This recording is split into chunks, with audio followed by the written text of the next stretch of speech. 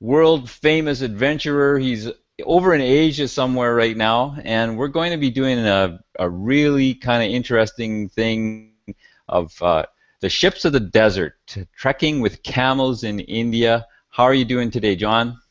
Oh, great, Mark. Thanks, and it's great to be talking to you again. Yes, the ships of the desert, the camels and camel trekking, and wanted today to talk about this great adventure in India, and I had the opportunity to do it just over a year ago, and I think most anybody that visits Rajasthan, the desert state of India, and the most visited state in India, dreams of going out on the desert on a camel, whether it's just for the day or for a multi-day trip. This is the adventure that everybody thinks about. You know, you think about those movies that you grew up with or saw, whether it's Indiana Jones or The Mummy or Lawrence of Arabia, and you get that vision of those camels and walking on the dunes and being a nomad, and it really is a great way to see a different way of life and completely remove yourself from your what you're used to every day and really get back to kind of the roots of really where we all came from, because we were all nomads at one time. And to get those feelings and stir those up again is quite an experience, and one I will never forget. So, how do you get there, and how much does it cost? Good question.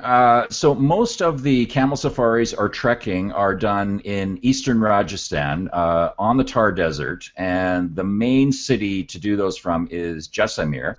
And Jaisalmer is 200 kilometers to the border of Pakistan, but it is accessible by train, bus, and hopefully it may already be by plane again. They were building the airport when I was there, or trying to finish it, but it was taking them a long time.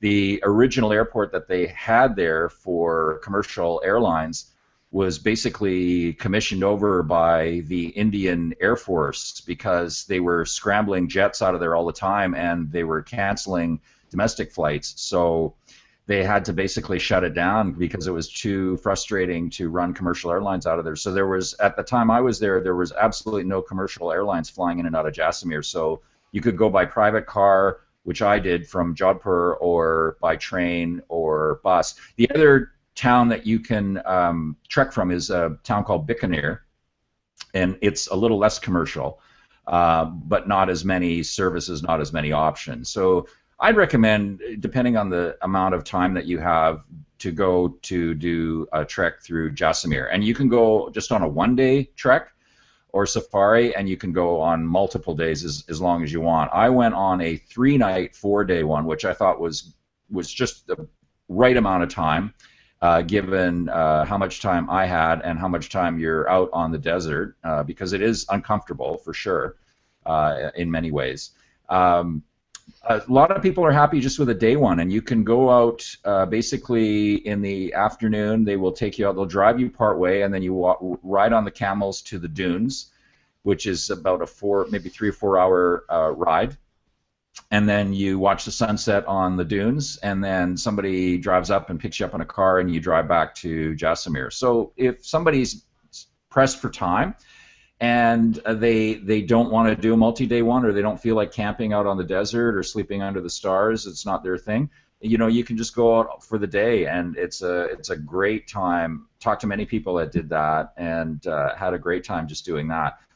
I did the 3-night, 4-day one, and at the time, and I don't think it's changed too much on the pricing, anywhere from 500 to 750 rupees per day, per person, and that's roughly between $10 and $15 US, which Wow. is really good. You know, when you talk about an adventure, that's got to be one of the bargains for an adventure. And this is all your food included, and water as well, drinking water. And they bring all bottled water, so you don't have to worry. And you don't have to worry about. I know some people worry about food and safety and that. And my guide was awesome. He was such a hardworking guy, and he did all the cooking, and I watched him, and he was always, you know, made sure his hands were clean. He used bottled water for boiling vegetables or cooking or anything like that, and I never got sick out there. and it was they're very good, and they treat you very well if you go, especially if you go obviously with a reputable outfit, or what I did was just book through the good guest house that I was staying at. So I think you were telling me that one of the camels actually had an outhouse on it. Is that right? Well, I don't know. What do you mean by that? Well, where do you go to the bathroom? Right, right. Okay, okay. So yeah, I mean, you basically are just going out in the desert. You just, if you have to go, if it's a serious bathroom visit, where you try to find a bush and go behind that. If it's not too serious, you just go out in the open, and that's basically it. And you don't leave toilet paper around. You burn that, and that's fine. And you bury whatever waste that you've left there, if you've left any. And it's pretty simple, and it's just all part of just nothing like camping. But there are no outhouses. There's no rest stops or anything like that. It's the real thing. It's the desert. So that's definitely part of it. And so I mean, taking some antibacterial lotion or something like that's probably a good idea, or some extra wipes. I mean, and they'll have some paper towels for you as well. And we collected all our garbage and brought it back to Jasmine and disposed of it there. So what about what kind of shape do you have to be in? I guess it's the desert, so it must be pretty hot. Like, how was that to deal with? Well, I mean, you think, well, you don't have to be in great shape because you're just riding a camel, but it's always good to be active before you do anything like this, and to be in decent physical shape, because you're in the desert. It's extremely hot in the daytime, and riding a camel, believe it or not, is quite strenuous. I mean, the muscle groups that you work, is keeping yourself steady on the camel, and just the way the camel's gait is. I described in the magazine this month, Far East Adventure Travel magazine, the muscle strain that it causes, and the way the camel walks is very different from a horse. And a horse's gait is much smoother than a camel's. A camel's, you're kind of up and down and back and forth, and that's why they call them the ships of the desert, because actually some people get seasick on camels because of that motion. Now, I never did, and I think you'd have to be really, really sensitive to get that feeling. And the other thing too is, if you were starting to feel a little funny, your guide will just have you come down off the camel, and you can walk it out a little bit and then get back on later. And the other thing too is, it's good to be in fairly decent shape. The other thing is, you can gauge it based on your activity level. And if you're not a super active person, just do a shorter, do a one-night camel trek, or just go for the day, and you'll still have a great experience.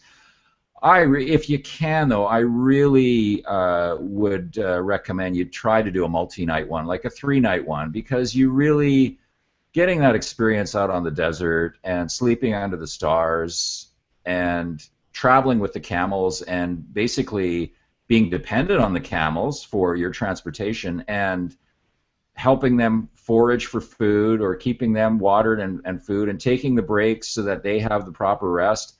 Wow, it's such an amazing feeling. It just, like I said, it just stirs up these sort of ancestral feelings, I think, that we all have inside about being nomads, and just moving, with the weather, or moving with the day, and following not a clock, not a watch, but the sun. And it doesn't get any more real than that. Yeah. So how are the camels? Are they safe to ride? Camels are really safe. They're well trained. The camel guide will have control over the camel. You don't, typically you won't be holding the leash of the camel, and the leash is attached basically to these two metal studs that are wedged into their nostrils, or their nose area, and that's how they guide the camel. I guess it's painful if they're not doing what the camel guide wants them to do, and he gives them a little jolt. They don't like it, so that's how they're trained. Unfortunately, they are a beast of burden. And but you typically won't be managing the camel. The camel guide will take care of all that. And I can speak from personal experience that the camel guides are very, very good. They're typically like my camel guide, those were his camels, so they were his pets basically, or his livestock. So I mean, they were his babies. So I mean, he took care of them, and they were very compliant to everything. They never got out of control. There's only one time where the camel I was riding got up a little bit too fast, and if I wasn't balanced properly on it, I could have fallen off. But other than that, they're fairly safe. And like I said, the camel guides are very, very, they're very cognizant of making sure that you're safe getting on and off and riding the camel. But they're not. I would say that they're not an animal that takes to affection. They're not like a horse. If you go to pat a horse, I've done some horseback riding, not a ton, but I've done some, and even on a horse that is a stranger to me, I'm only using for a day or two. You can create a quick bond with them with some affection, but camels don't respond to affection. They're not that type of an animal. So I would just keep that in mind. If you think that you're going to have that type of bond with them, I don't expect that, because they can be kind of nasty. They sound like my kind of animal, actually. Yeah. So you're doing the podcast, so what's on the latest podcast, and then what's in the latest magazine? You mentioned that. And where can people get a hold of those? Great. Well, the podcast is available on the iTunes platform, so it's real easy. You just have to just open up the iTunes store and punch in Far East Adventure Travel. That's all you have to do, and the search will come up with the podcast and with the magazine. And the magazine is on the newsstand. This month it is about camel trekking in the Thar Desert with images and video and some more in-depth stuff about camel trekking and my experiences and why I'm talking about it and why I get so excited about talking about it, why I think, if you're in India, especially in Rajasthan, if there's one thing that you want to do is get onto a camel and do a safari, because it could be like I said, even a life-changing experience for you. But that's what we talk about in this month's issue of Far East Adventure Travel magazine. That's the main story. And then there's another story, which is a really cool thing you can do when you're in Rajasthan, and typically out of the town of Jodhpur, is you can go on a day safari of the Bishnoi villages. And the Bishnoi are this tribe of people in Rajasthan that are the original tree huggers. You know where that name tree hugger came from? It came from these people, because in the 18th century, they, even back then, they were very protective of the specific trees that grow in the desert in that area. And the Maharaja at the time had ordered a whole bunch of them chopped off because he was chopped up because he was building something. And these people refused to let him do it, and a lot of them, they died basically. They embraced these trees, and they were executed or murdered. And then a number of them, I don't know exact number, this happened. And then when the word got back to the Maharaja, he admitted that it was a big mistake, and then he, from then on, he had made all of the areas where the Bishnoi do their trading were all sanctuaries for wildlife and for trees. So these are the original tree huggers. These are the real nature people that looked after nature and were nature lovers. So you can take a village tour. There's guides that will take you in there that have really good relationships with the villages. You can walk in, talk to the people. They're super friendly.